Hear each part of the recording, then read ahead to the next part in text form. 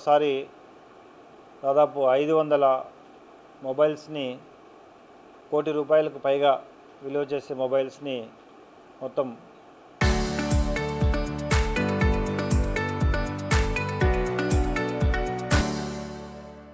Trace చేయడం జరిగింది. Trace చేసి ఆ మొబైల్ ఓనర్స్కి ఇవన్నింటినీ కూడా ఇవ్వడం జరుగుతుంది. రాష్ట్రంలో తిరుపతి జిల్లా మొబైల్స్ రికవరీలో 2వ స్థానం ఉంది. ఇప్పటి వరకు దాదాపు ₹11 కోట్ల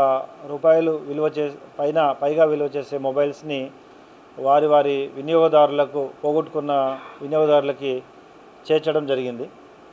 ముఖ్యంగా ఈసారి దాదాపు 500 మొబైల్స్ని ట్రేస్ చేశారు.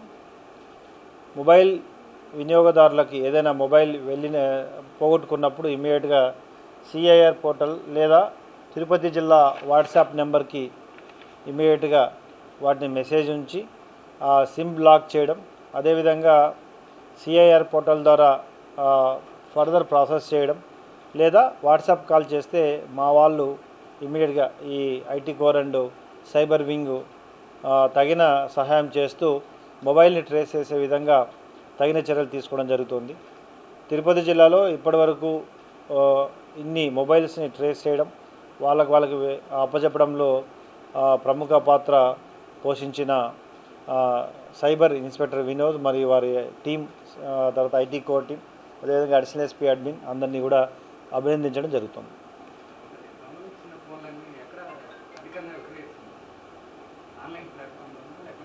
అంటే యాక్చువల్గా తిరుపతి జిల్లా ఎందుకంటే ఇది పుణ్యక్షేత్రం కాబట్టి ప్రపంచవ్యాప్తంగా దేశవ్యాప్తంగా చాలామంది వచ్చిపోతుంటారు. వీళ్ళ అజాగ్రత్త వలన అయితేనేమి లేదా కొంత దొంగతనాల వలన అయితేనేమి మొబైల్స్ తీసుకుంటారు.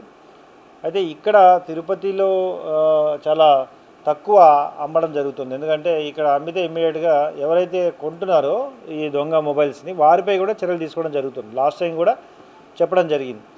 ఈ దొంగిలించిన ఫోన్స్ని కొని ఖచ్చితంగా మళ్ళీ వాళ్ళు పట్టుబడడం జరుగుతుంది కాబట్టి వారిపై కూడా చర్య తీసుకోవడం జరుగుతుంది. ఇది రకరకాల వీటిని మళ్ళీ వేరే ప్రాంతాలకు కూడా తీసుకెళ్ళి అమ్మడం జరుగుతుంది. వాటిని ట్రేస్ చేసి మళ్ళీ వీళ్ళకి ఇవ్వడం జరుగుతుంది. చాలామంది అంతర్రాష్ట్ర దొంగలు ఉన్నారు. డిఫరెంట్గా తిరుపతి ఈ పుణ్యక్షేత్రం ముసుగులో చాలామంది బ్యాగ్ లిఫ్టర్స్, మొబైల్ లిఫ్టర్స్ వీరంతా వస్తుంటారు. అయితే ఇప్పుడున్న టెక్నాలజీని వాడుకొని అందరినీ కూడా ట్రేస్ చేయడం కూడా జరుగుతుంది.